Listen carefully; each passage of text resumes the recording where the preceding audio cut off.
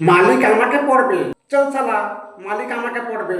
মালিক, আমি কিন্তু এই শালা কিটোকে এইবার চাটি মেরে দেবো দিচ্ছি। ওই স্যার তোদের কি হলো রে? তোর আবার ঝগড়া শুরু করে কেন? হাই দেখো, কিটো বলে তুমি নাকি দুর্গা পুজোয় কিটো করে করবে।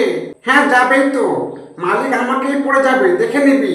চুপ কর তুই শালা, তোর একটু পেটে চাপ পড়লে তুই তো পুচুস করে ছিঁড়ে যাবি। আর তারপরে মালিককে পা মাথায় নিয়ে ঘরে আসতে হবে। আর শালা তোকে পড়লে তোর মালিকের পা থেকে শেয়ার করে দুর্গা ছাড়বে, সেটা বল। হ্যাঁ, তো মালিক আমাকে পড়লে মালিকের পাটাকে পুরো সেপ রাখবো রে। যদি কোনো মেয়ে এসে ওনার পায়ে হিট চেপে দেয় তাহলেও কিচ্ছু হবে না। আর এটা বল, যদি মালিক আমাকে পড়ে তাহলে ওনার পায়ে তো একদম ভুর ভুর করে ঠান্ডা হাওয়া ঢুকবে রে। আর হ্যাঁ, মন্দিরে ঢোকার আগে আমাকে পা দিয়ে খোলা যায়, তোকে তো সারা হাত দিয়ে খুলতে হবে, সেটা বল। ওই তোরা সারা দুজনে চুপ কর তো। মালিক, তুমি সব থেকে ভালো একটা কাজ করো, চুটি পরে বেরোবে বুঝলে।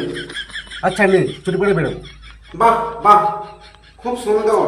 শালা পায়ের কথা শুনলে, ওই কোনোদিনও আমার কথা শুনলে না তো। তোর আবার কি কথা শুনতে হবে? তুমি আমাকে না জিজ্ঞাসা করে কেন আমাকে নিয়ে যেখানে সেখানে হাত ঢুকে চুলকাও? আরে পাগলা, তোকে ছাড়া আমি আর কি করে চুলকাবো? কেন, তোমার কি আর ডান হাত নেই? আরে ডান হাতটা ভালো হাত, এই হাত দিয়ে আমি শুধু ভালো কাজ করি। আর আমাকে দিয়ে শুধু খারাপ কাজগুলো করো, তাই তো? তুই সারা চুপচাপ পকেটে ঢুকতো।